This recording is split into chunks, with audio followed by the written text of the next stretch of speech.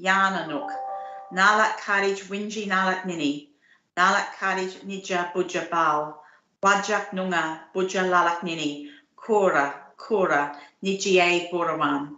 The town of Bassendean acknowledges the past and present traditional owners of the land on which we gather to conduct this meeting and pays its respects to their elders, both past and present.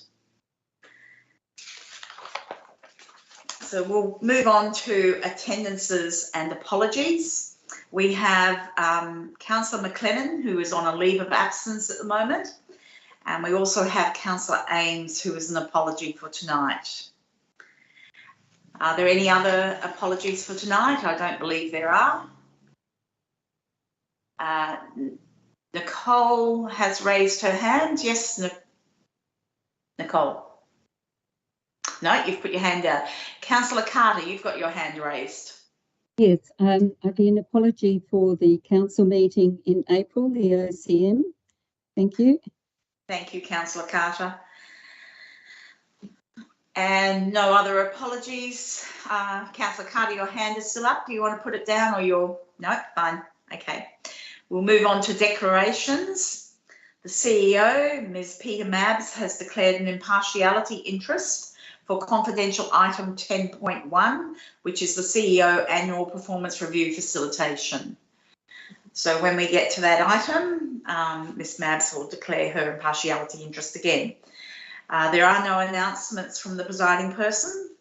I don't believe there are any petitions for this evening, which means we'll move on to public question time and statements.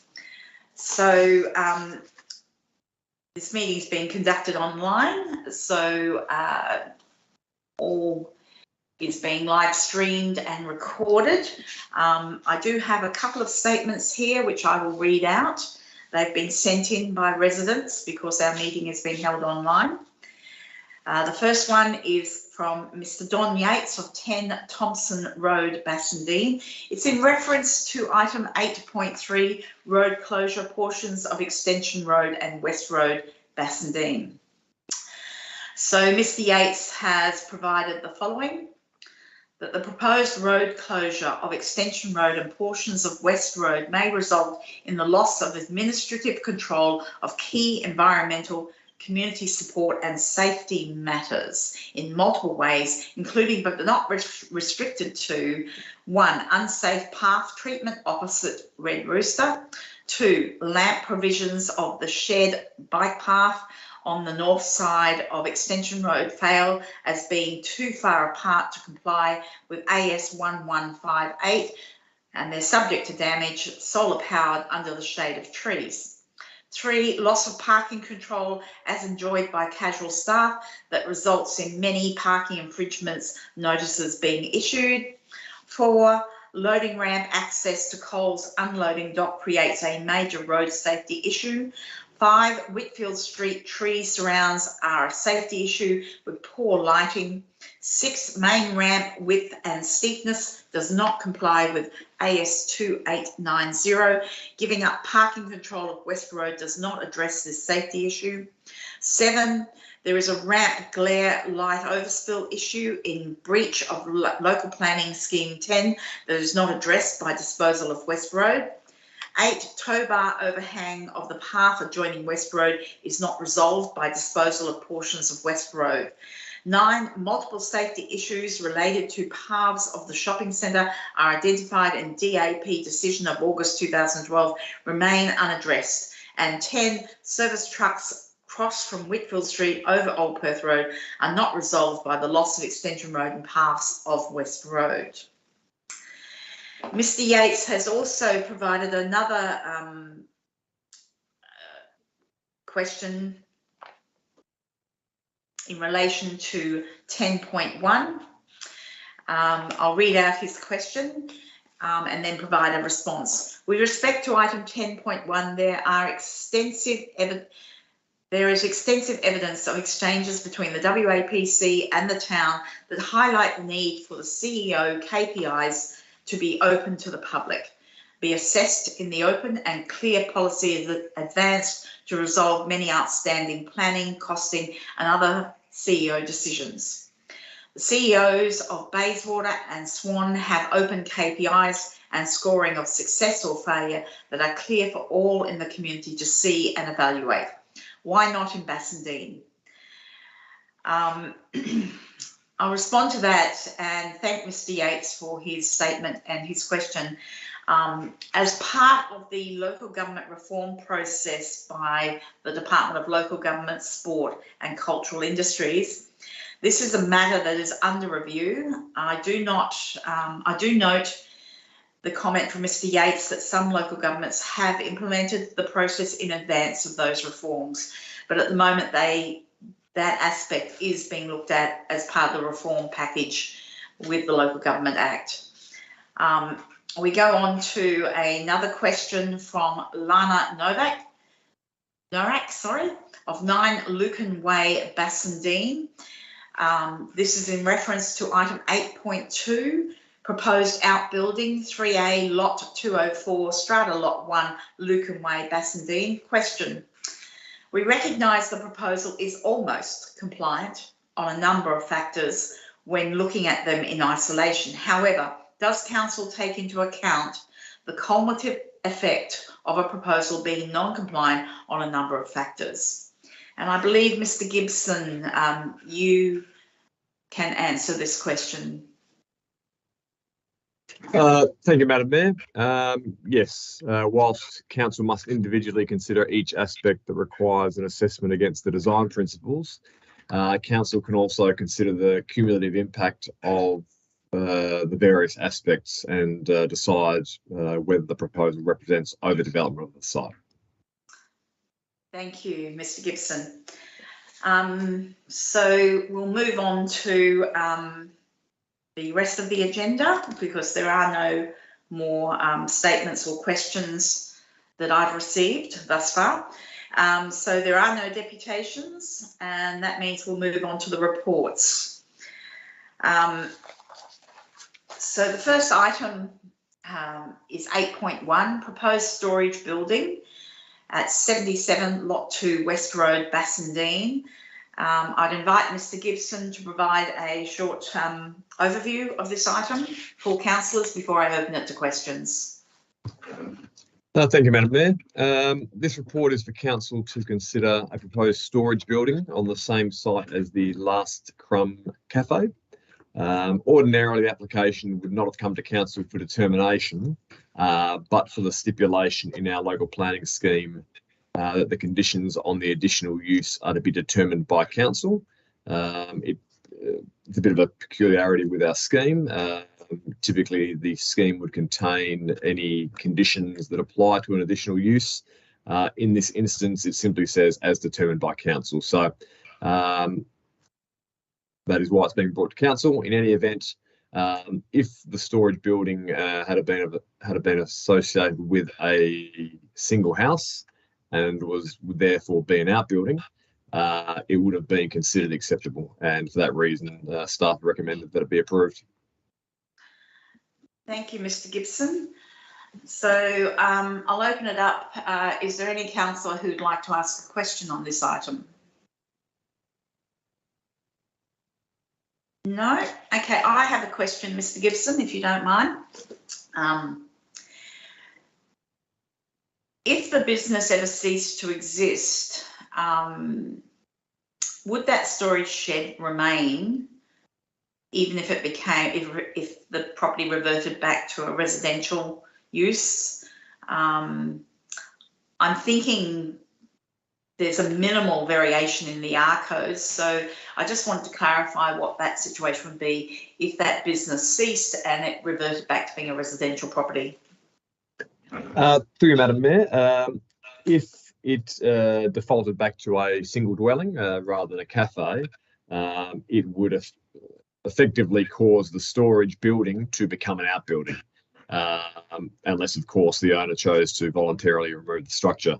As you say, if it was assessed as an outbuilding, it would be very much, well, would almost meet all of the deemed to comply standards. There was one minor issue of the wall height of 2.5 as opposed to 2.4. But given the ridge height is 2.89, it's significantly less than the 4.2 metres that they otherwise could have had. So on balance, staff support the application and recommend it be approved. And if it gets retained as an outbuilding in the future, that's considered acceptable. Okay.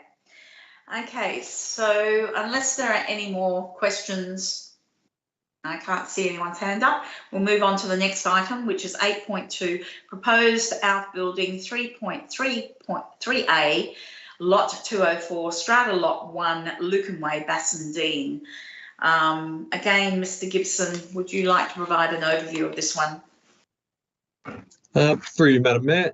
This report is for Council to consider an outbuilding at 3A Lucan Way. The proposal was assessed against the R codes, and there are a number of elements that require a design principle assessment, specifically the floor area, the side setback, and the wall height.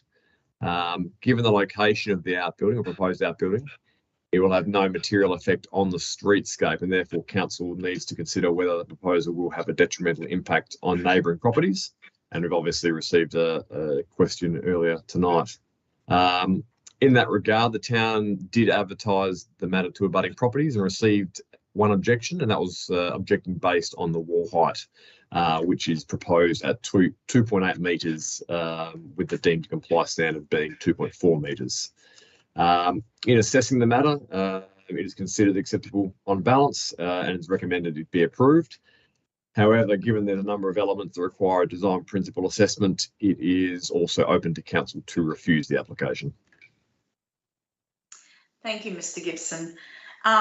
Just quickly before I open it to questions from councillors, I note that there wasn't a copy of the objection in the report. Could that be provided to councillors before the OCM? Through you, Madam Mayor, yes, that should be fine. Thank you. Councillors, do I have anyone wishing to ask a question on this item? Councillor Polifka. So thank you, Mayor.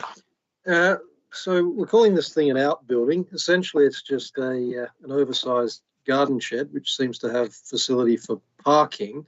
Is the 2.8 metres due to some intended usage or height requirement for this this shed?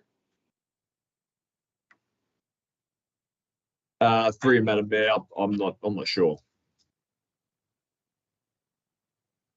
Right, and I suppose the follow-up question is, in terms of the installation of sheds, when they're not of such a grand size as this one, isn't that something which residents are able to erect without seeking development approval, provided that they're sufficiently small? Or was that just a COVID measure? Through you, Madam Mayor, no, that's correct. There's certain criteria that if they meet all of those criteria, they are exempt from the requirement for development approval. I can provide some additional information to councillors separately just on that matter. But like a single house, if it meets all the deemed to comply standards, they can be exempt from the requirement for development approval. Great, thanks for that. That's all, Madam Mayor. Thank you. Any other councillor with a question? So I have a couple of questions on this one as well.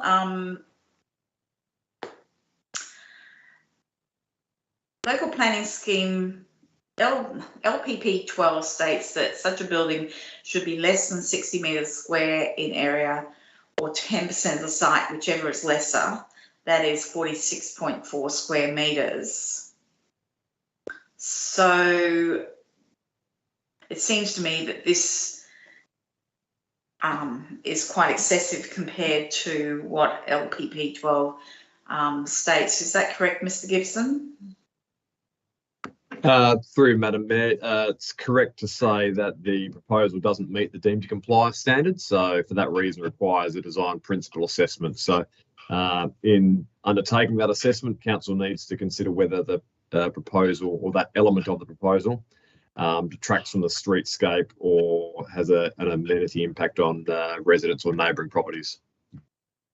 Okay. Follow-up question, if you don't mind, Mr. Gibson. I don't see a colour listed in the plans or the report, and I think we're all aware that if you live next door to a very shiny silver coloured outbuilding, that it can reflect glare. Given number 9, Lucan Way will be faced with a vertical face of 4.2 metres with this new structure, is there any ability for council to require the finish to be a matte, pale colour of some description in a subdued tone rather than maybe that silver sort of finish that a lot of sheds have? Through you, Madam Mayor, I'm just looking at the attachment and there is a reference to colour bond. It doesn't, I can't see an actual colour quoted, but can certainly find out in the coming days and include that in the report to council for next week. That would be good. Thank you very much for that. I noticed that on the plans as well. It had CBAA, and I tried to find that, Google that, and I actually couldn't find any reference to what CBAA would be. So I'm assuming that's colour bond AA. So if you could find that out, that would be great. Thank you. And we have Councillor Polifka again. Yes, your investigation into the kind of colour bond that might be used reminded me that we had discussed this in the context of a different policy. I'm just wondering, is that policy one we can apply, or does that still have to come back from advertising concerning the solar absorbance of the colour, chosen colour? Through you, Madam Mayor, it is a seriously entertained planning proposal on the basis that it's currently being advertised. Obviously, the policy provision in that case is intended to achieve a different outcome, and that is to increase reflectivity and reduce absorbance. So it can be used if it assists in council's decision-making role. It can be used for guidance, but maybe the first instance it would be most appropriate if staff find out the actual colour proposed, and we can update the report accordingly, and if necessary, council can make a decision next Tuesday if they want to impose a specific condition to dictate effectively what the finish should be. No, I mean, through that, I mean, I think you raise a good point in that there can be these, I suppose, mutually inconsistent objectives, and that on the one hand we might not want that reflection to be reflecting into neighbouring properties, but when it comes to keeping the houses cooler, we want to maximise the extent to which the roof reflects light. So no, that's certainly a good point. Thanks for raising that. Thank you, Mr. Gibson. I think I was mainly concerned with number 9, Lucan Way, with they're facing a 4.2 metre face of this building. I don't know whether that is a vertical face or not. Sorry, I didn't actually check that. So, but if you could come back with some more details on that, that would be excellent. Thank you very much. And unless there are any other questions from councillors, I'll move on to item 8.3, which is road closure, portions of Extension Road and West Road, Bassendean. Mr. Gibson, I'll ask you to provide an overview on this one. Through you, Madam Mayor, this report is asking again for council to consider the closure of portions of Extension Road and West Road abutting the existing Hawaiian shopping centre. The matter has been considered by council on 2 previous occasions, with council on both occasions resolving to defer the matter, most recently in December last year. Staff have brought this report to council in an effort to bring the matter to a close in one way or another, and requesting that council either resolve to support the closure as recommended, or if council does not support the closure, to resolve that specifically. And staff have provided some words for council's use on page 16 if council does not want to support the closure. Thank you, Mr. Gibson. Councillors, does anyone have questions for this one?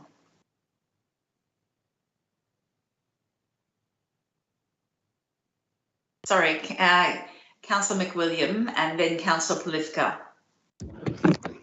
Thank you, Madam Mayor. Having read through the officer's report, I have a couple of questions. Councillor McWilliam, could you speak up a bit? We can hardly hear you. Okay, is that better? Yes, that's much better. Thank you. Okay, I'll stop moving my head around. So if this was to proceed and according to the recommendation, I'm just wondering if the land is to be, hang on a second, I just look at my notes.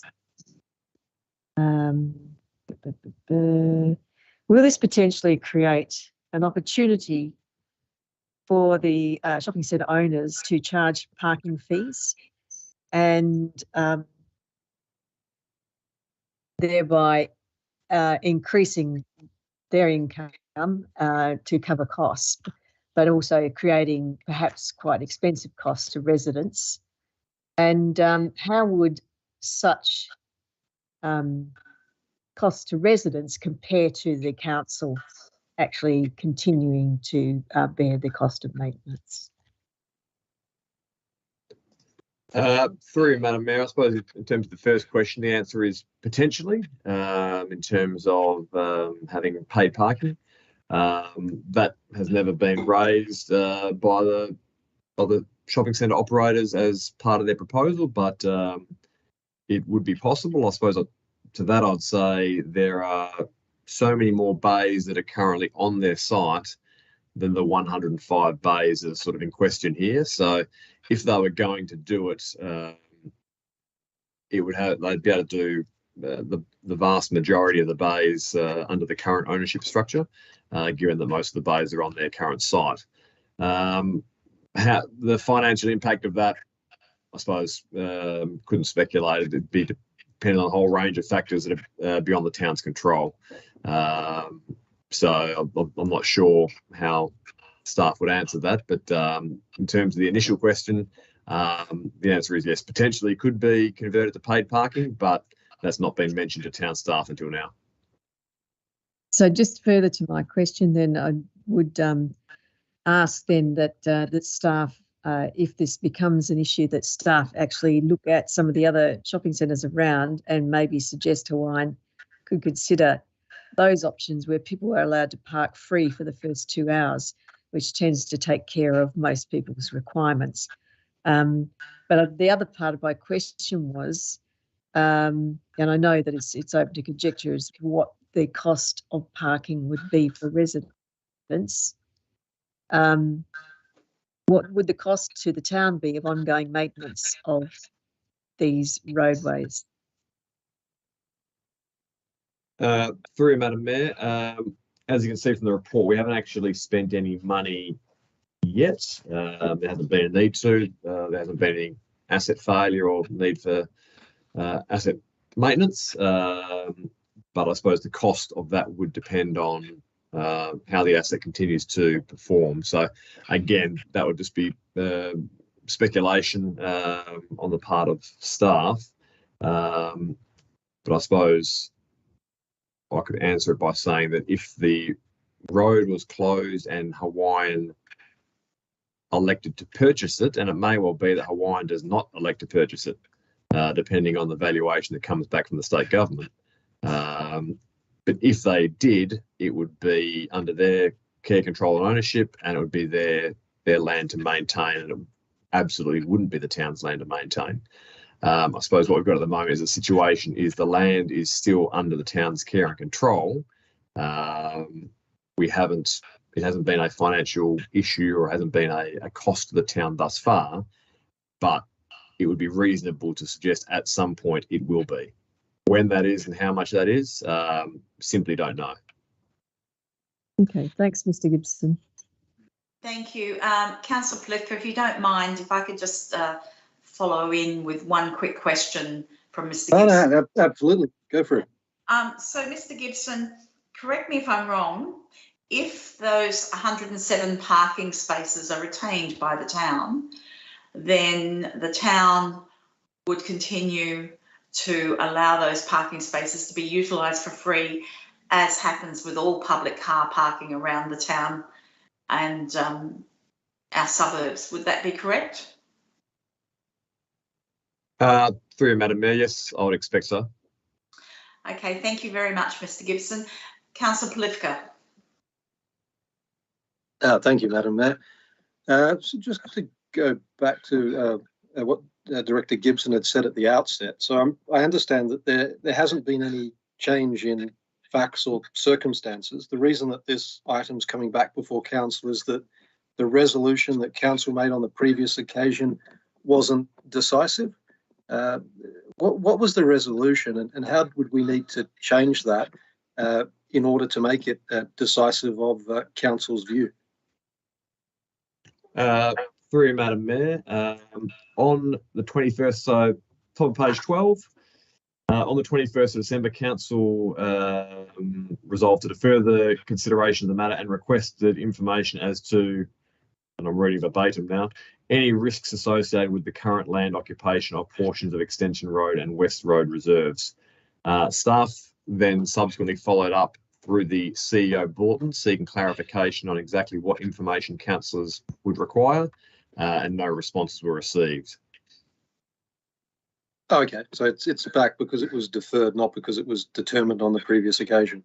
Correct. Okay, and just one other question. When having had a look at the attachments with the, I suppose, proposed boundary, which seems to be organised in somewhat of a haphazard sawtooth pattern to excise the trees from the land that would be, I suppose, otherwise surrendered.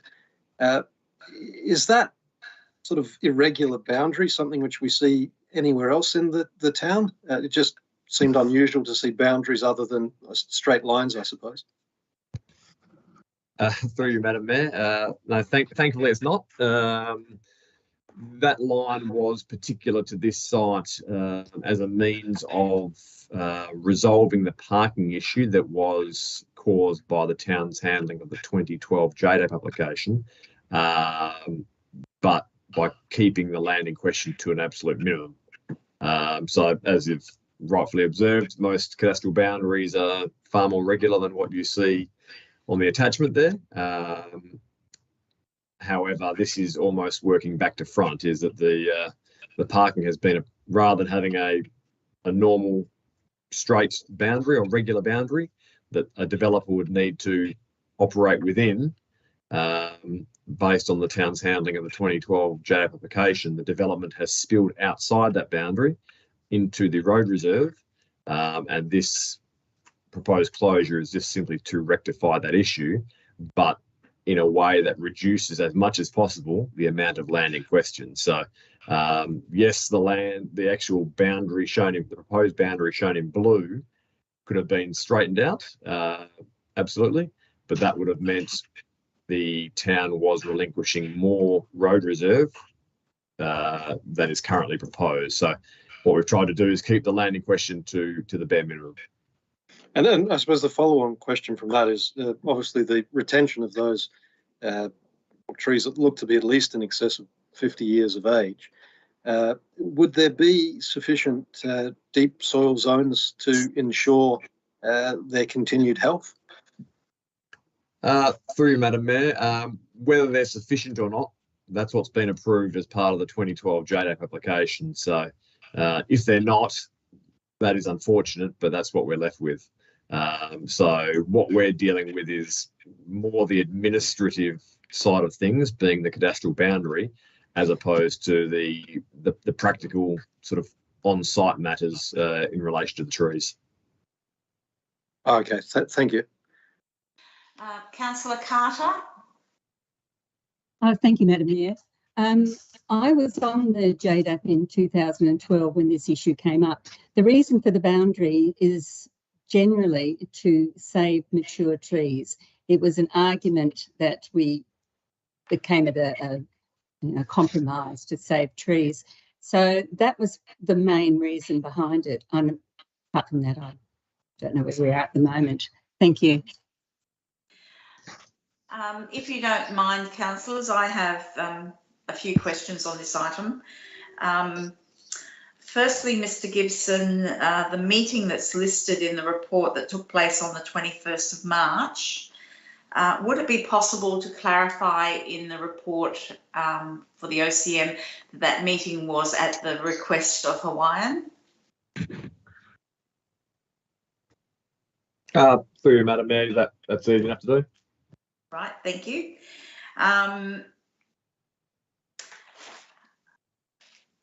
I'd also like to tackle page 12 of the agenda. There's a reference to protection of on-site trees via a landscaping plan that applies for development approval a decade ago. Can I ask how that protection works? And I'm particularly asking this because I'm conscious of the fact that 5 mature gum trees were removed on the Whitfield Street side of the shopping centre in 2020. And this was because of a failing, they had a loading dock area and the reinforced wall was failing because it wasn't strong enough. So those trees were taken out and replaced with very small varieties of trees. And also there's a loss of a mature gum that was in the upper car park level that was died after a year when all the roots had been cut during drainage works. There's also a tree up on the upper level of the Dome coffee shop that has subsequently died since that development. It died 2 years ago. When so I just am trying to understand how landscaping plans can ensure that the trees that are on site and meant to be protected actually receive that protection. How can this work?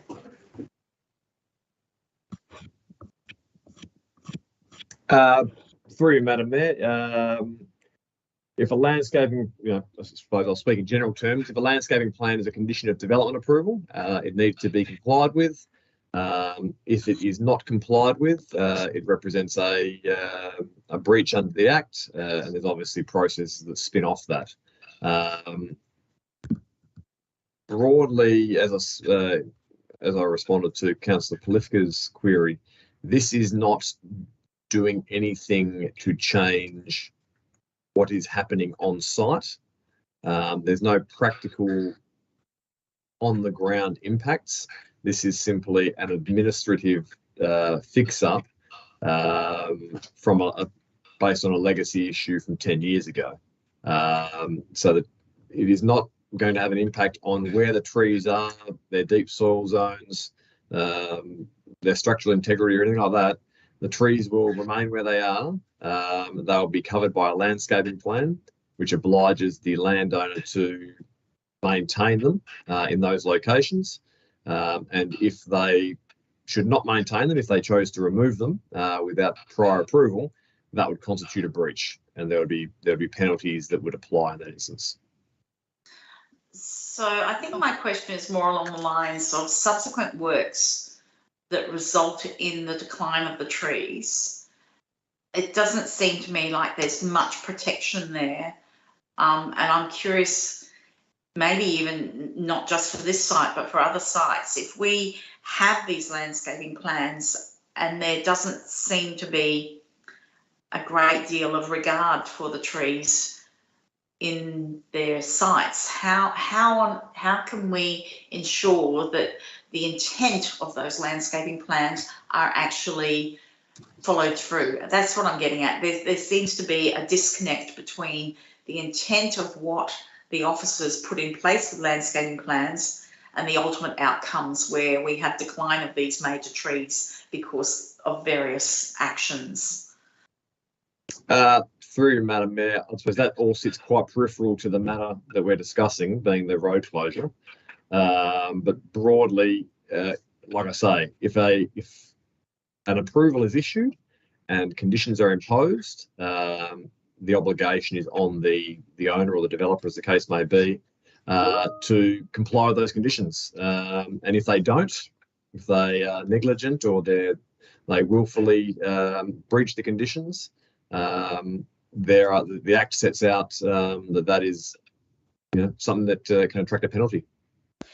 Okay, I noticed Councillor Polifka has his hand up. I do have a few more questions, but I'll go back to Councillor Polifka for the moment. Oh, thanks, Madam Mayor. It's just a small question in relation to, look, I wouldn't even call it a penalty. I mean, if we're negotiating a plan that's to be applied in exchange for us allowing this land to be purchased, could we not stipulate a contractual amount whereby for every tree that is removed or succumbs, a pre-agreed amount of money is to be paid to the town?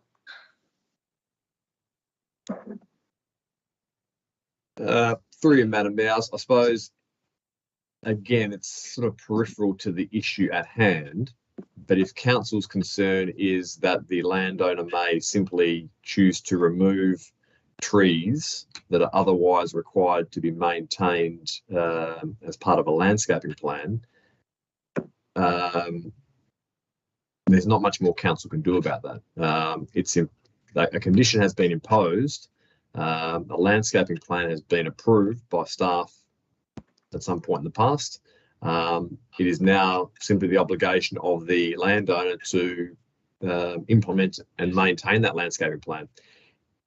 If a tree is removed, deliberately removed contrary to the landscaping plan, that may well instigate a compliance process, which may well end up with a punitive response from the courts if it sort of went that far.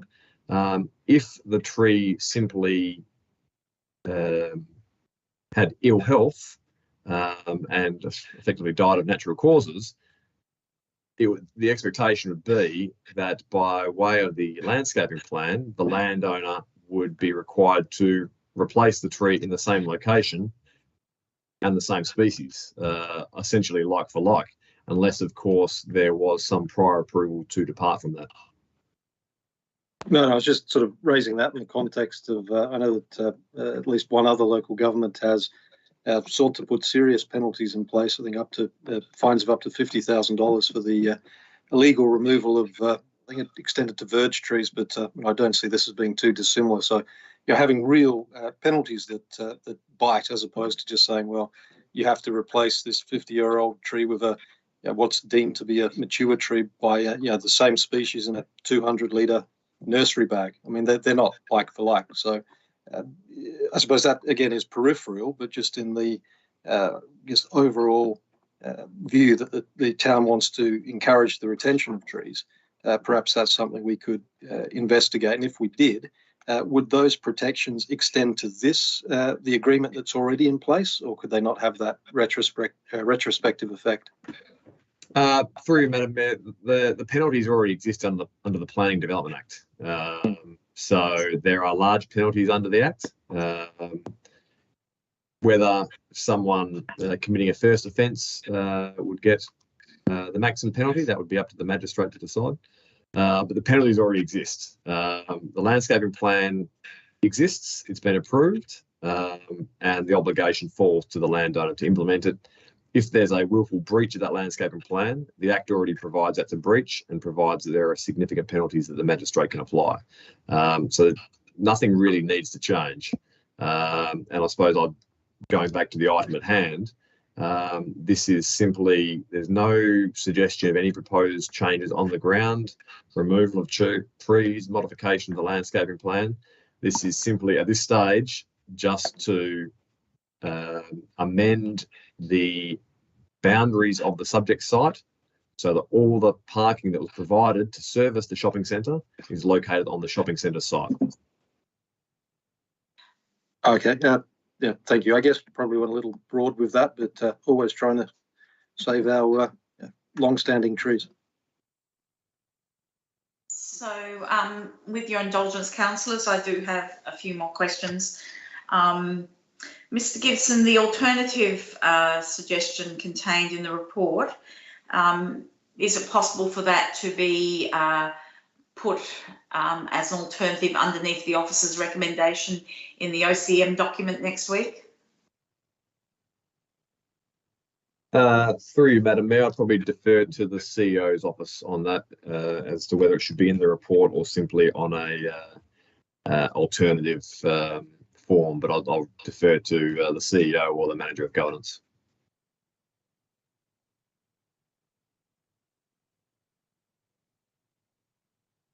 Thank you, Madam Mayor.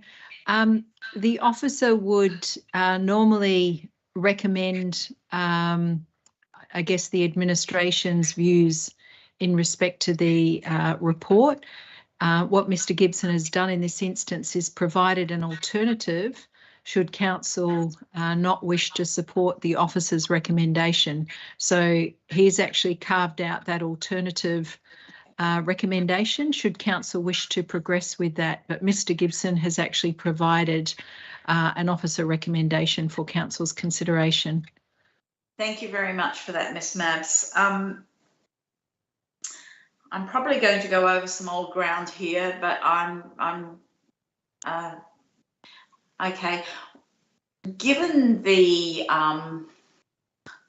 volume of proposed development in that area from the town centre master plan, I'm particularly thinking of the proposal for a community centre and potentially something that may affect Swan District's football club themselves. I am curious as to why there would be a recommendation to limit our future potential use of that road in its entirety, and I don't have a crystal ball to look into the future. So I'm just curious as to why we would relinquish or write to the Minister to close those extension roads, which I think is over 5,000 square metres, is it not, Mr. Gibson? I'm just curious why we would close off for future councils the potential to be innovative in other things that might develop in that area.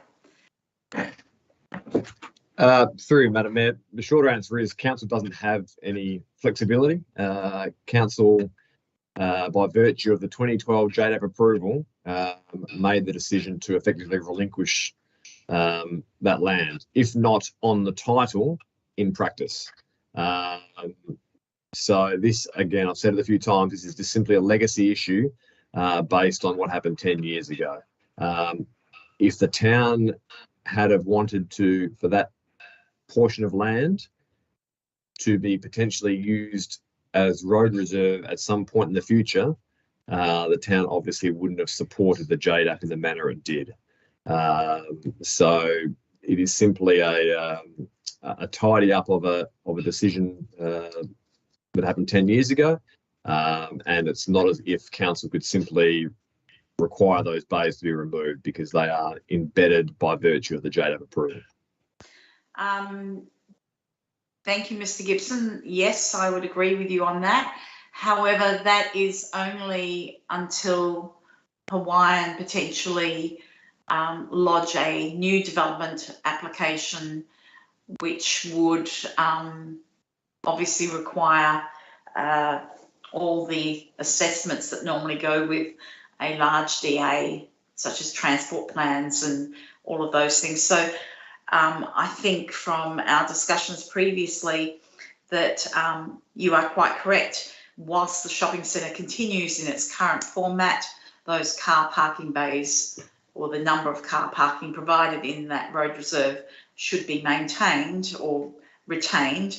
But with a new DA, that could change the whole landscape of the shopping centre. Is that not correct? Through you, Madam Mayor, potentially a new DA could, they'd only be lodging if they wanted to change the status quo, obviously, but it may not be that Hawaiian could limit the application to another part of the site and not seek to change the status quo as it relates to the 100-odd car parking bays that we're talking about. So, yeah, as I've said a number of times, it's simply a legacy issue that staff have sought to address. And as to that in the report, if council really doesn't want to support this, and that's okay. There is a paragraph there which council can use to stipulate that it does not support the closure, in which case we'll advise Hawaiian and the town will take no further action until such time as there was asset management or asset upgrading that was required. And as I've answered before, it's hard to foreshadow when that will be, but you'd expect it will be at some point in the future. But as for this proposal, if council resolves not to support it, it would end there. Thank you.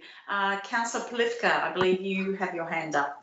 Yes, thank you, Madam Mayor. So certainly not a criticism of Director Gibson or our current planning staff. I mean, I'm sure this unusual situation would never come to pass under his watch. But isn't it as a fundamental proposition that you can only submit a development application in respect of land that you own?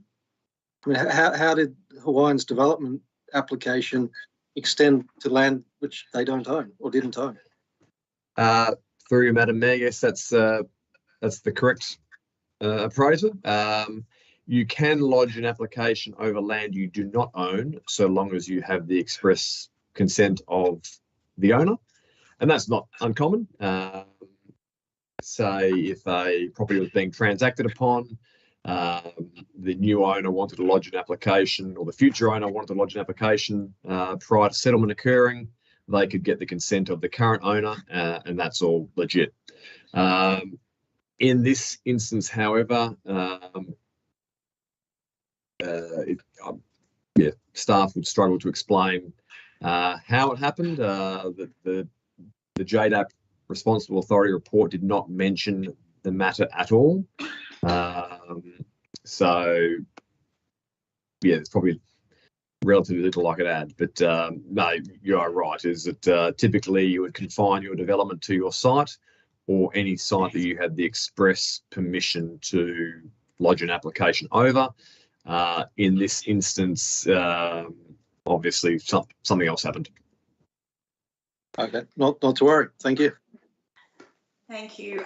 Just for the sake of other attendees, Councillor Ames did join the meeting just after this item started to be discussed. So if that could be noted, that Councillor Ames is attending the meeting now. So without further ado, councillors, we'll move on to the next item, which is 8.4, Draft Public Open Space Strategy. Again, Mr. Gibson, if you would like to provide a short overview on this one.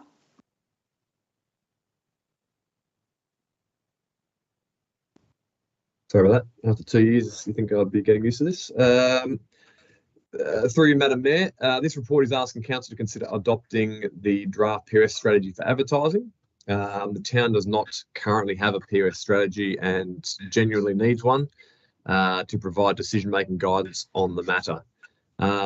In terms of the body of work, it has been a significant body of work, and I suppose I'll take this opportunity to acknowledge the work done by Emily from our office, particularly. One of our planning officers has done a lot of work on this and has undertaken a review of all public open spaces within the district and prepared the draft strategy to guide future decisions relating to public open space, including retention or disposal, future upgrades, and the collection of cash in lieu. It should be noted that the recommendation only seeks council's support to advertise the draft strategy for public comment. And council will have another opportunity to consider the draft strategy in light of the outcomes of the public consultation. It is therefore recommended that council adopt the strategy for the purposes of advertising. Thank you, Mr. Gibson. Councillors, would anyone like to ask questions on this one? Okay. Mr. Gibson, you've raised your hand again. Okay, you've put your hand down. Councillor McWilliam.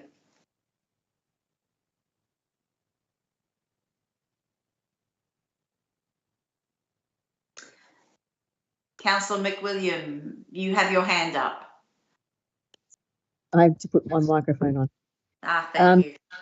Yeah, just looking at the public open space from being the, sort of 10.4 being the absolute minimum and moving it up to 10.8% seems like not a giant leap forward. Just wondering if it's the administration's consideration that this should be an iterative process, something that we come back to linked to the growth of the population of the town and an increasing number of public open space accordingly. Through you, Madam Mayor, I suppose initially, yes, it would be a iterative process, like any strategy or any policy document for that matter. Should be reviewed from time to time, just to make sure it is setting the appropriate strategic direction. It would be difficult in terms of increasing the percentage of open space in the district. Obviously, you've noted from page 22 of the report that if the strategy was fully implemented, it would increase open space in the district from 10.4% to 10.8%. Increasing it much beyond that would be difficult, if not impossible, unless council was prepared to effectively purchase more land. The nature of the subdivision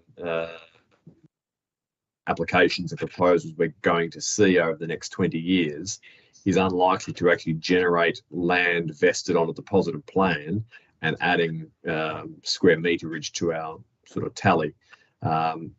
What we'll get, if anything, will be cash in lieu contributions, and those things can be used for different purposes, one of which, of course, is the purchase of more land. But to actually increase the percentage beyond 10.8, council would need to be comfortable with spending not insignificant amounts of cash in lieu funds on the purchase of new land, but it certainly can be done. Thank you very much. Okay, councillors, I have a question for Mr. Gibson. On page 31 of the attachment, sorry, let me just scroll.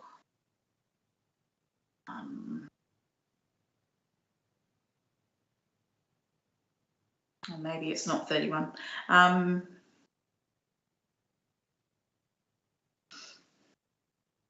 Okay, I'll just summarise. There's a point made in the strategy that we will increase public open space, but I need to ask. There's other sites that have been earmarked to be excised from public open space and have buildings on.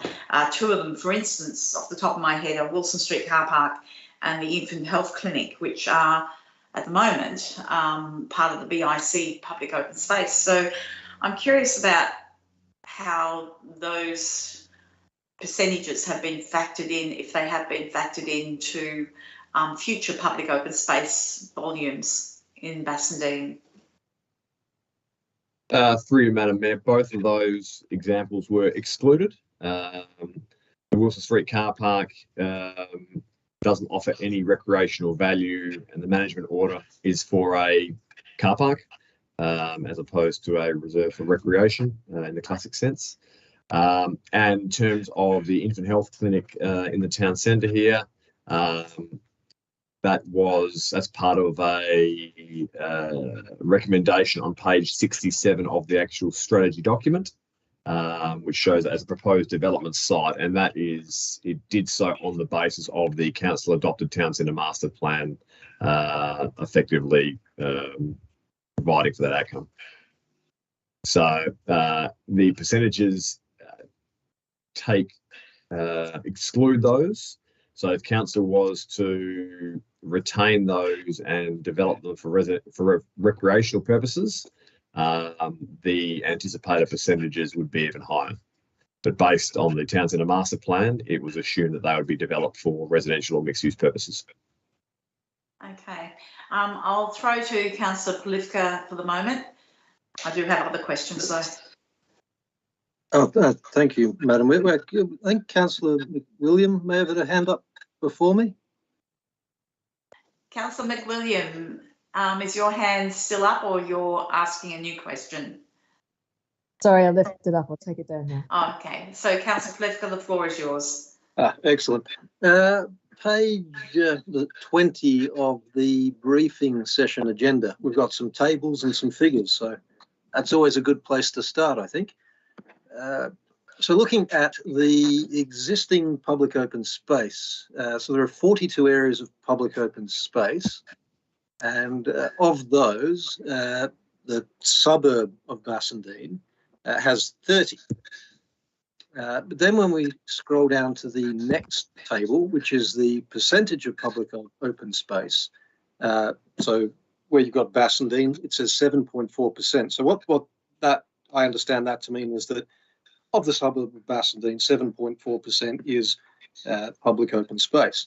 So it has the smallest percentage, although the largest number. Obviously, it is, as a suburb, somewhat larger than the other two.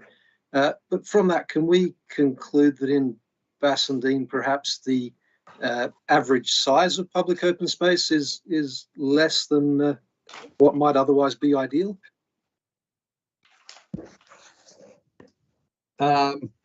Through you, Madam Mayor, I wouldn't say it's less than ideal. What I'd say is the average size of public open space in the suburb of Bassendean is lower than the average size of POS in the other areas. Now, there's a reason for that, and that is the, I suppose, the contorting factor of Ashfield Reserve and Mary Crescent and Jubilee Reserve, the latter two being in Eden Hill.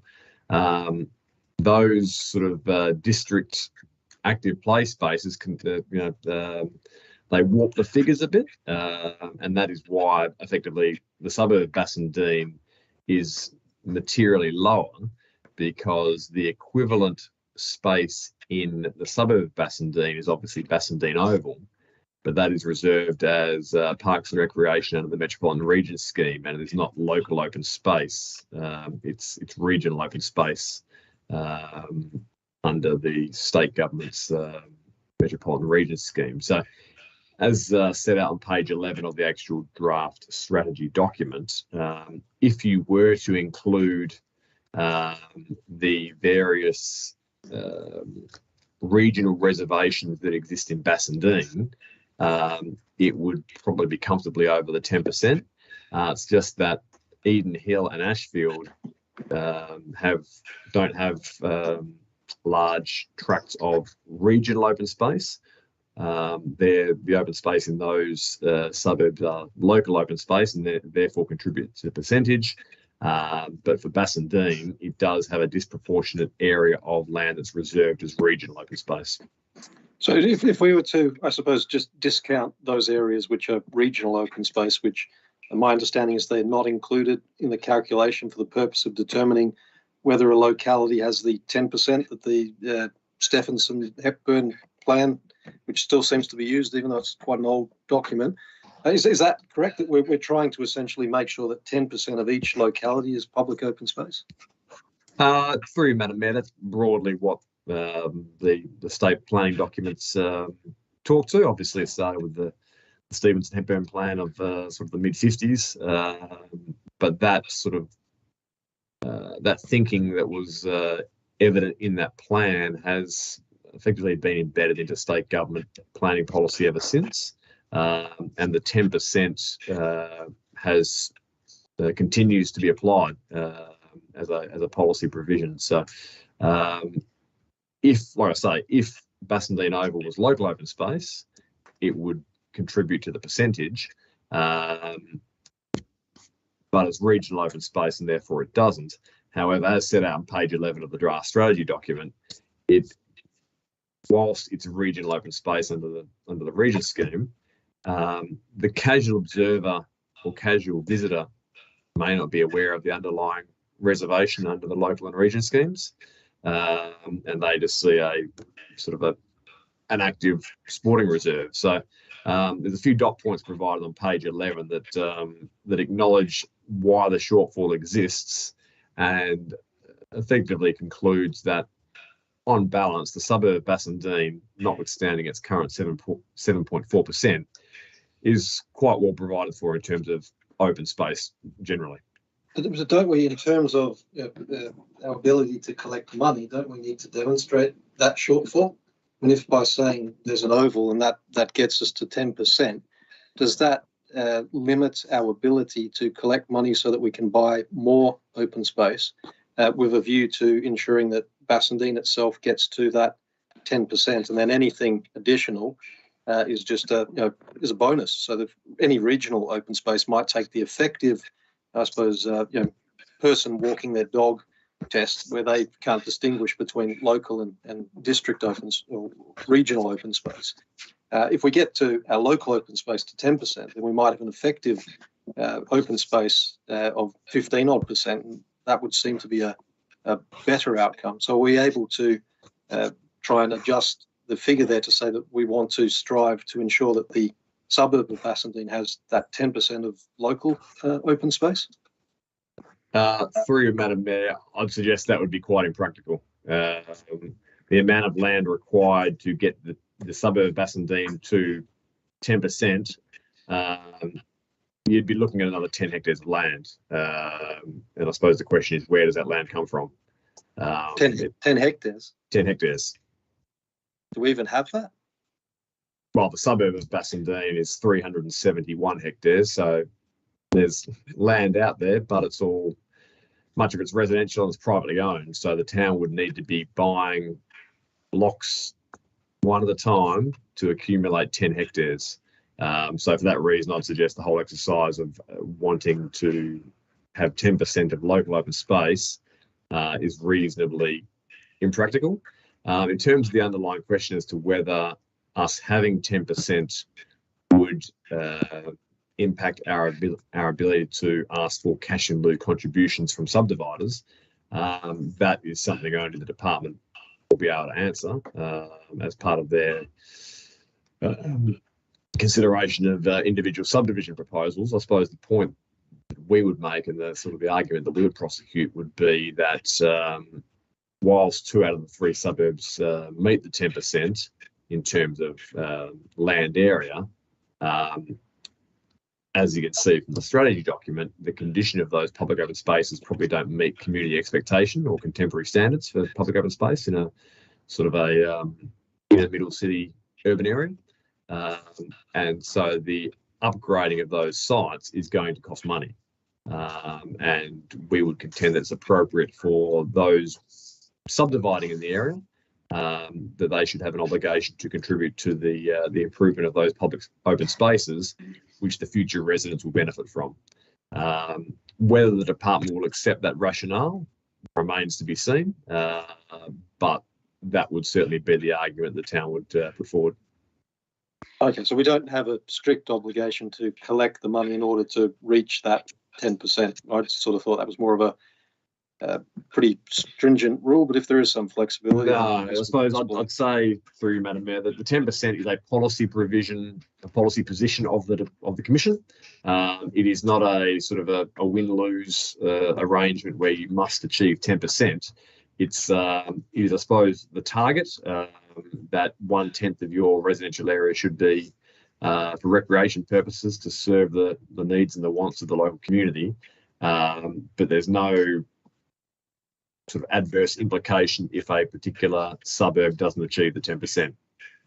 Well, I was thinking, if we were being more ambitious and said that we wanted to get to 15%, once we reach 10%, would our ability to raise funds cease, and we'd have to effectively pursue that final 5% through our own finances? Through you, Madam Mayor, I'd suggest it would be I'd imagine it would be if you had 10% of a suburb, so if you had the 10% land achieved and you had upgraded all the parks to a contemporary standard in line with community expectation, and you simply wanted to push past the 10% to go to 15%, it wouldn't surprise me particularly if the Commission wouldn't support cash in lieu in that instance. what we're saying is we're not in that position at all, because whilst 2 suburbs meet the 10%, one plainly doesn't, and in any event, all 3 suburbs fail to meet a condition of parks that align with community expectations. So we still have, land area aside, we still have a lot to achieve in terms of upgrading our public open spaces, and that will cost money, and that's something we're trying to, I suppose, deal with via the cash in lieu situation. Excellent. That sounds like the iterative process that Councillor McWilliam mentioned. So thank you. So thank you, councillors. I do have one more question of my own on this one in respect to page 32 of the strategy. I'll just read it out. The paragraph above the graph says, under livable neighbourhoods, the recommended distribution is such that most dwellings in a district should be located within 150 metres to 300 metres of a local level public open space, 400 metres of a neighbourhood level public open space, and or 600 metres to 1 kilometre of a district level public open space. For the purposes of this strategy, the following distribution catchments have been used.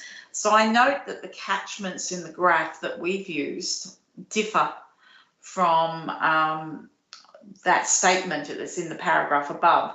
So basically, we're looking at neighbourhood catchment being 400 to 800 metres, and the district one being 800 metres to 2 kilometres, as opposed to the 600 to 1 kilometre that's mentioned in the livable neighbourhoods document. So I'm wondering why that is, why we're using a different calculation compared to livable neighbourhoods, Mr. Gibson.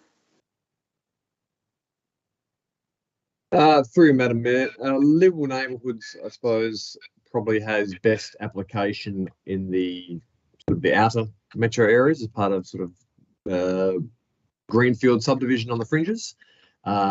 What we have done in preparing the draft strategy is obviously done a bit of a literature review of other local governments, and those sort of more aligned to our sort of inner middle urban context, and those numbers on page 12 of the draft strategy sort of realign with they align with those other similar local governments, as opposed to the livable neighbourhoods, which, like I say, probably tends to focus on sort of outer metropolitan subdivision. If following advertising there's an issue, or councillors or the community feel there's an issue with the way things have been categorised, those categories and the catchments can change. But I'd suggest even if they did change, it probably wouldn't have a significant effect on the actual strategy recommendations. It's just to basically represent on a plan that some parks have a greater level of functionality and therefore catchment than others. So yes, we could tinker with the actual the distances of the catchment, but it probably wouldn't have a particular impact on the actual strategy recommendations themselves.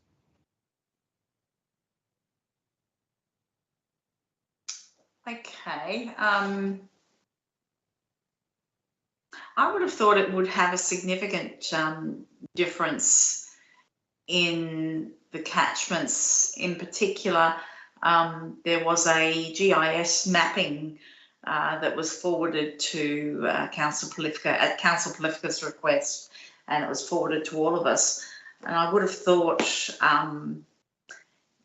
if the livable neighbourhoods catchments were used, that would be significantly different to the catchments that have been put into this graph. Now, with that GIS map that was sent through, do you know which catchments were used? I'm assuming it would be the ones that have been used in the graph. Would that be correct? Through you, Madam Mayor, from memory, they were neither. They were just simply arbitrary distances. I think it was 50, 100, 200, 400, 800. I don't think they were particularly aligned to any particular framework. It was just simply a mapping exercise to show that some areas are heavily provided for, some areas less so, but didn't seek to align to a particular sort of catchment framework. Okay. I also note, sorry, I'm going on the page numbers that are on the laptop, which seriously, I should have put the page numbers that are actually on the pages. Apologies for that. So on the laptop, I'm looking at page 26, and it says Central Sub-Regional Planning Framework seeks to enhance existing green networks and identify ecological linkages to connect green networks to assist in retention of habitat for significant fauna dispersal and migration, and it goes on. It's a whole long paragraph. Now, I don't see anything in this strategy that speaks to these type of creating linkages between the green spaces, and perhaps this speaks a little bit to what Councillor Polifka was talking about in increasing the level of public open space. I'm curious about your position on that, Mr. Gibson, in respect to this central sub-regional planning framework, which is very specific and quite ambitious in its aspirations. I'm curious about your response to that. Through Madam Mayor, I suppose the response would be that as the first ever Town of Bassendean public open space strategy, we wanted to be sort of realistic with our strategy direction. As you can see from the strategy recommendations on pages 15 to 17, there is still a fair bit being committed to, short, medium, long term, as well as sort of day-to-day ongoing. So whilst the sub-regional framework is noted, the linkages that would be pursued in the context of a public open space strategy, I would suggest would be the acquisition of more land that basically provides linkages between existing sites.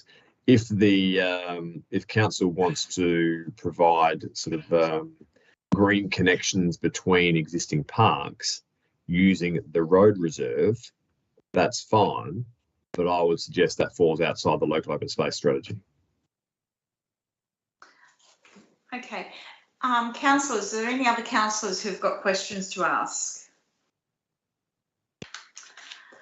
Okay. I actually have a whole page, but I'm going to take that offline with Mr. Gibson in the next few days. So, okay.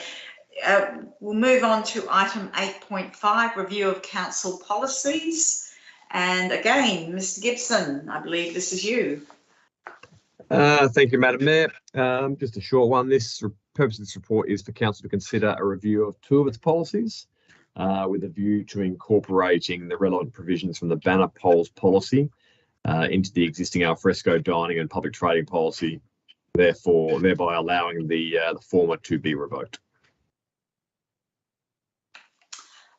Okay.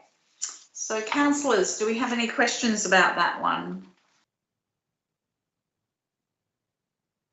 And I don't see any hands going up. So we'll move on to the next item, which is 8.6, provision of street sweeping services. Now, part of this report is a confidential attachment.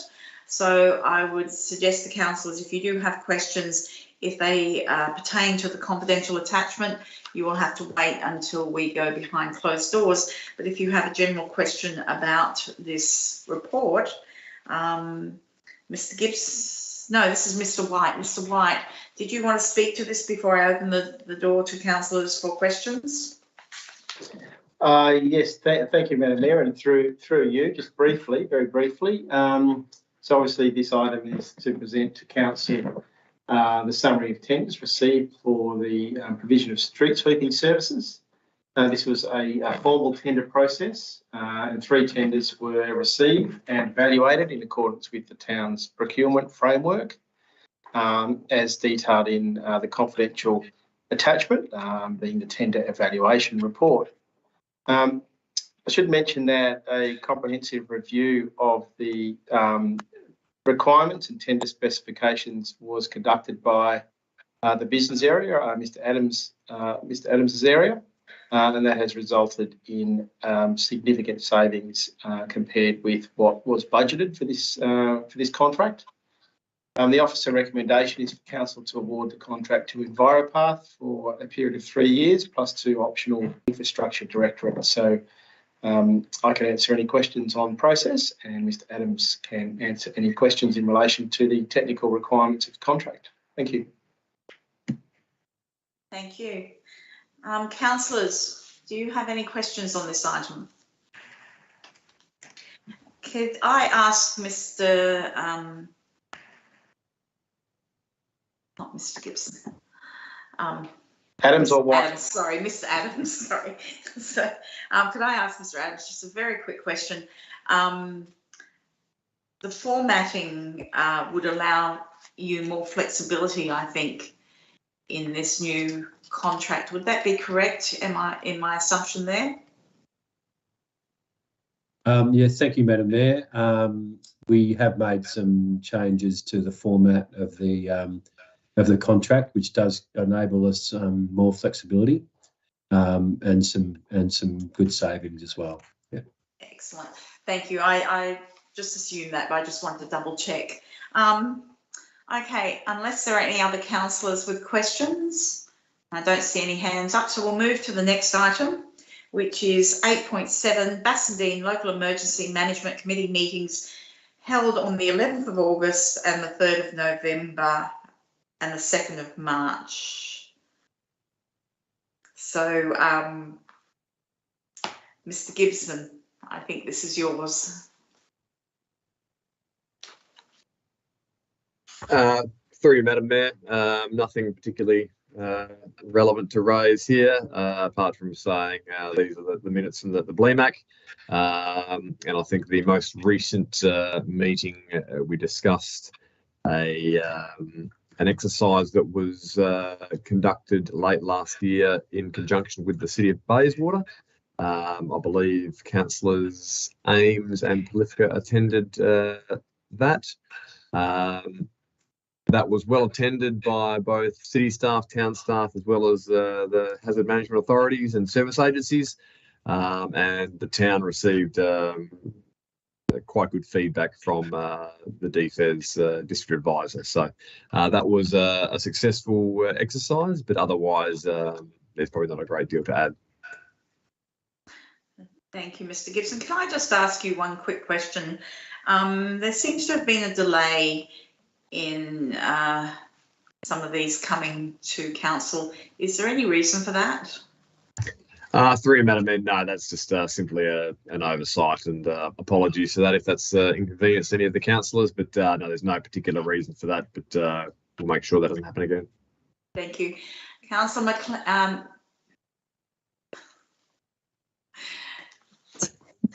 sorry. McWilliam. You have the floor, madam. So. Thank you, Councillor Hamilton.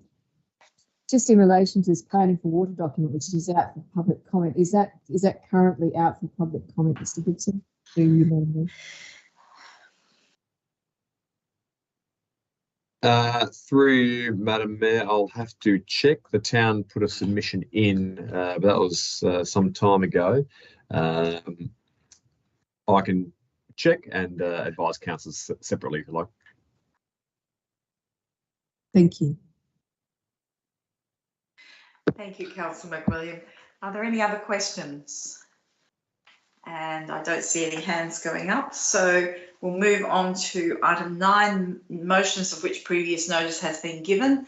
There are none listed in this briefing document. However, I do believe that they will be displayed in the OCM agenda. Okay, so at this point, before going behind closed doors, may I now request that all officers now leave the briefing session for the evening, with the exception of Miss Stewart, Miss Canier and Miss Mabs. Thank you everyone for your attendance. Councillors, we will go behind closed doors shortly, and officers, thank you for your attendance tonight. And now also, for the benefit of the recording, before we go behind closed doors, I would like to ensure that each attendee is in a safe and secure location for the discussion of confidential business. So I'll call out each councillor as we go. So Councillor Wilding.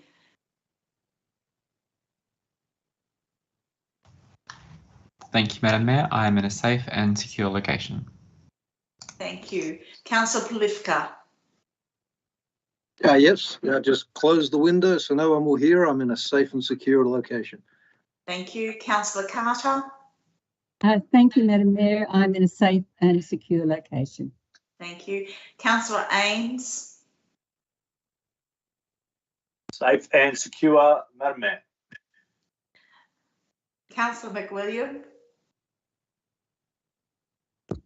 Yes, Madam Mayor, I'm in a safe and secure location. I am also in a safe and secure location, and I'm assuming Kathleen Stewart, you are in a safe and secure location for the discussion